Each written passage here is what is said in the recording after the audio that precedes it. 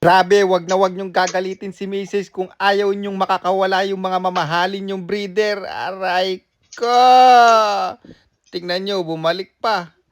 Pati yata yung kak natin, pakakawalan niya rin. Aray ko!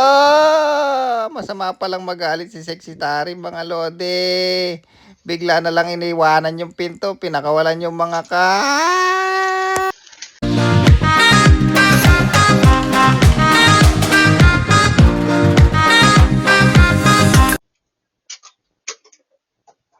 Grabe, wag niyong gagalitin si Mrs. kung ayaw niyong makakawala yung mga mamahalin yung breeder. Aray ko! Ang lalim ng iniisip ni Seksitaria, parang iniisip niya, pati kaya yung pakawalan ko rin ano.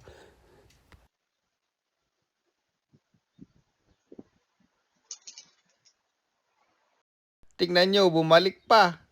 Pati yata yung kak natin, pakakawalan niya rin. Aray ko!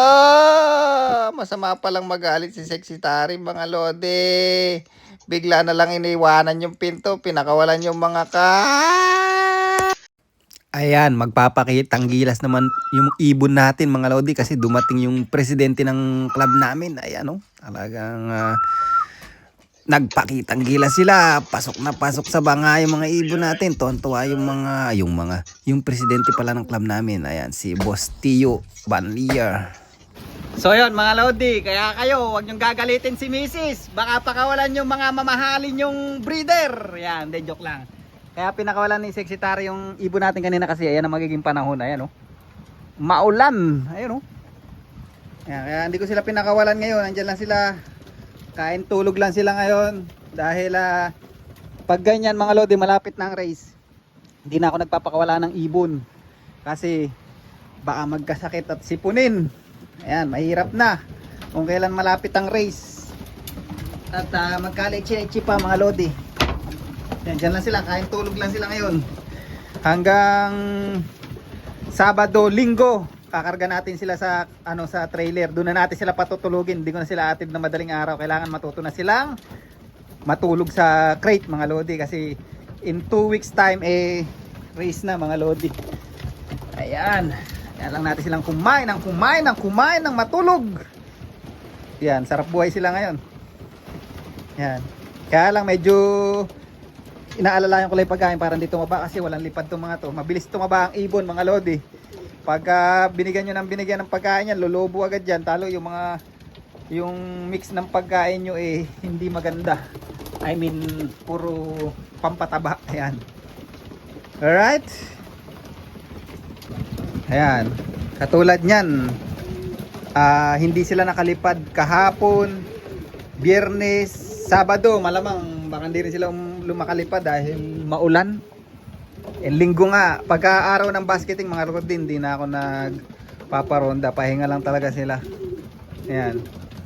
Medyo malayo-layo na yung club training. Kailangan talaga nating sumabay na sa club training kasi yung race nga rito ng Old Bird napakalayo agad ng first race. Nasa 200 km agad mahigit. Kaya hindi tayo pwedeng hindi sasabay. Mabibigla yung mga late breed natin na hindi natin na race. Marami ako dito, halos mahigit kalahati ng racer ko hindi ko pa na race, mga lodi. Kaya kailangan na nating sumabay talaga sa club. So yung club training hindi na sa Sunday i-release. Sa Monday na i-release, mga lodi. Hindi natin makikita dahil nasa trabaho na naman tayo. But anyway, so far so good. Ang mahalaga ngayon, healthy yung ibon natin. Walang nagbabadyang may sakit o ano pa man. Yan ang ayaw kong mangyari, magkasakit. At doon nga sa mga breeder ko, kinakabahan ako. Sana walang magkasalmonella ngayon. Dahil ang salmonella, ang sabi, pag ang ibon mo nagkasalmonella, meron na talaga yan. Nandyan na yan. Kahit na antibiotic mo yan daw or i-vaccine mo, wala na. Sa katawan na daw nila yon, hindi na maaalis. Alright.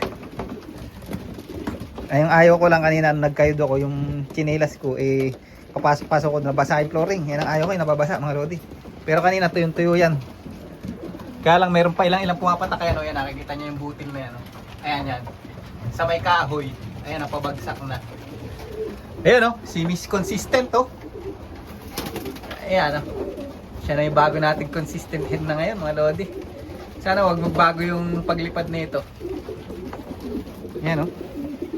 Alright. Ayan, ngayon lang nagkita yung kak saka yung hen.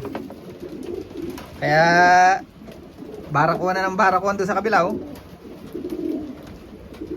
Alright. Ito nga yung ayaw ko talaga mga lodi. Pag winter dito sa New Zealand. Ayan o, burak. Basa, ayoko ng ganito. Naiirita ako pumunta dito sa loob mga lodi. Ayan o. Yan, kinahid ko ulit. Yan, mahalaga talaga ngayon pag nag-uulan, pangit talaga yung nababasa yung kalapati. Kaya talagang tinan yung, kaya nagtataka yung iba, bakit daw plywood, kulob na kulob. Ayan. Yan ang dahilan mga lodi. Pagka winter, ang ibon nai-stress pagka sobrang lamig. Yan, parang tao din yan. Kaya kailangan yung ibon mo tamang-tama yung ventilation talaga. Sa akin yan, may ventilation yan eh, no? Tingnan nyo, oo. May butas, yung ano niya, no? Yan, lona na yan mga lodi, oh. Yan. Saka pag ano na lang summer, medyo yun. Nakita ko yung medyo adjust natin pag summer. Kasi medyo mainit naman pag summer. Lalagyan natin siguro to ng ano, screen dito sa gilid. O kaya tong pintuan, yung napapalitan ng screen. Para at least yung airflow ng hangin labas-pasok talaga. Talagang may hangin. Kasi sobrang init pag summer. Tapos yung bubong natin, pag summer, ibahin natin. Lagyan natin ng tabing sa taas para hindi direct yung ulan ay yung araw sa loob dito. Pero pagka winter mga lodi, yan tama talaga yung bubong natin na yan. Kasi mahalaga sa ibon yung naarawan sila. Ayan. Lalo dito pag winter hindi masyado nag-araw yan, laging ganyan oh. Panay ulan.